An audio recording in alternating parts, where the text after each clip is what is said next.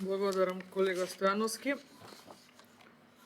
Значи, не знам навистина зошто се крена толкова еуфорија од актуелната опозиција, која што во незино владење беше токму најпрепознатлива по задолжувањата и не знам како сега може СДСМ, сакам кажам, не знам речам, да вели дека ова опасно задолжување, дека банкрот ни се заканува, а истата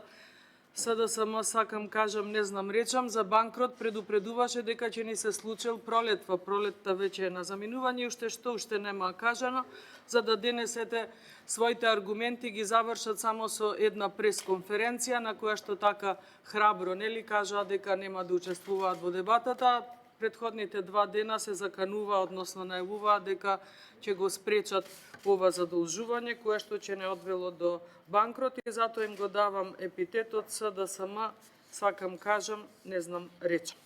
И она што најмногу би сакала да го потенцирам, а што тие нели го сметаат за греф е нели задолжувањето, а велиме задолжувањето апсолутно не е некоја непозната работа ниту за владите на СДСМ и ДУИ. Разликата е само во тоа што овде станува збор за задолжување кое што е однапред предвидено и со кое што нели ќе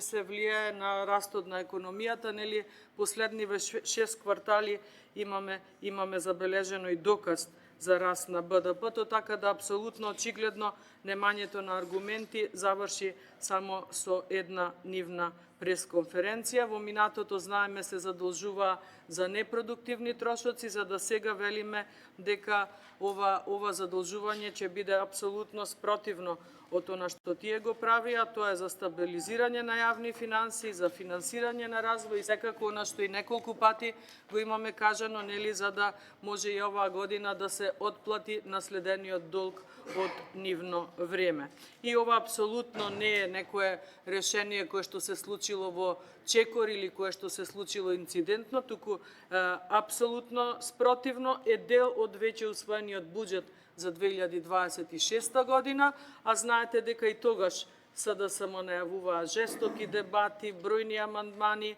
после оние критики кога во 25-та се сеќавате само за еден ден или не цел ден се усвои буџетот за 25-та, во 26-та веќе може би малку напредна, па поднесоа некои амандмани, но апсолутно никаква жестокост немаме видено, освен од жестокост на пресконференции. Добро е, може би еве и медиумите забележаа дека конечно Венко Филипче денес и се појави во собранието, бидејќи редовно неговото столче е празно и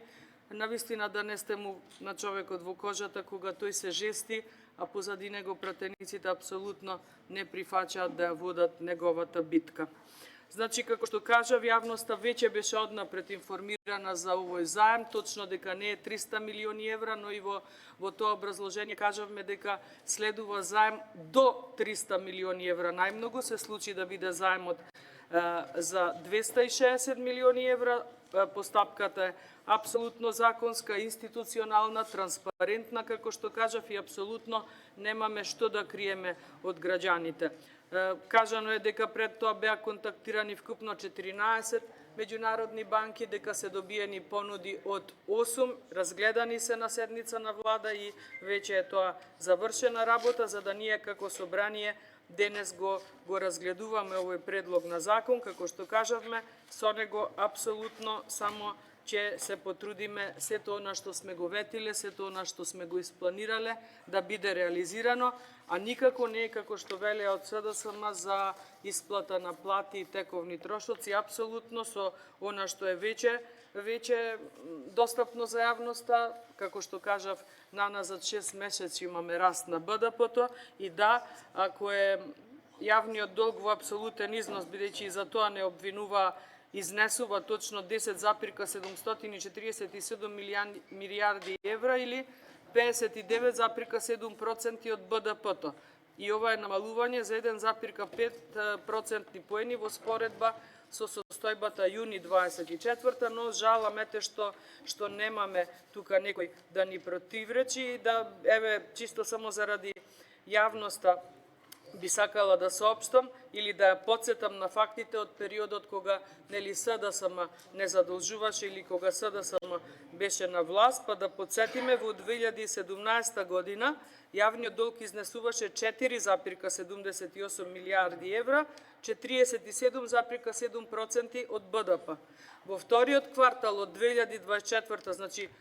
откако СДСМ и ДУИ заминаа од власт, овој јавен долг достигна 8,87 милиарди евра или 56,6% од БДП, што значи имавме двојно зголемување на долгот во време на овие кои што владеа, кои што денес не можат ниту со оваа тема да не надвладеат, бидејќи фактите се тука пред нас. Имам цел список на задолжувања кои што се случиле во време на СДСМ и на ДУИ, чии што кажав, можеби ако се договореле малку по домачински да се исплачаат, можеби нема да бевме сега во состојба да оваа година враќаме близу 2 милиарди евра долг од претходните задолжувања или вкупно, како што кажаа, до крајот на овој мандат да се вратат долгови во износ од еден годишен буџет за Република Македонија. Значи скандалозни изјави, непоткрепени, и доказ за тоа е што денес апсолутно ги нема. Во оваа сала имаше простор за сите, но најбитно е преку микрофон да се кажат нивните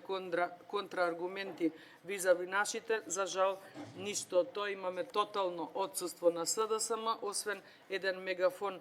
како Венко Филипче, кој што, како што кажав, сака нешто да рече, но не знае како да го каже. Нема пратеници кои што овде би ги подкрепиле неговите аргументи и затоа остануваете ние како власт да овде пред јавноста, пред медиумите кажеме дека апсолутно не се работи за задолжување кое што не е однапред испланирано, не е однапред најавено и не станува збор за задолжување за плати, туку напротив станува збор за задолжување за продуктивни трошоци кои што дополнително ќе ја зголемат економијата во Македонија. Благодарам за вниманието.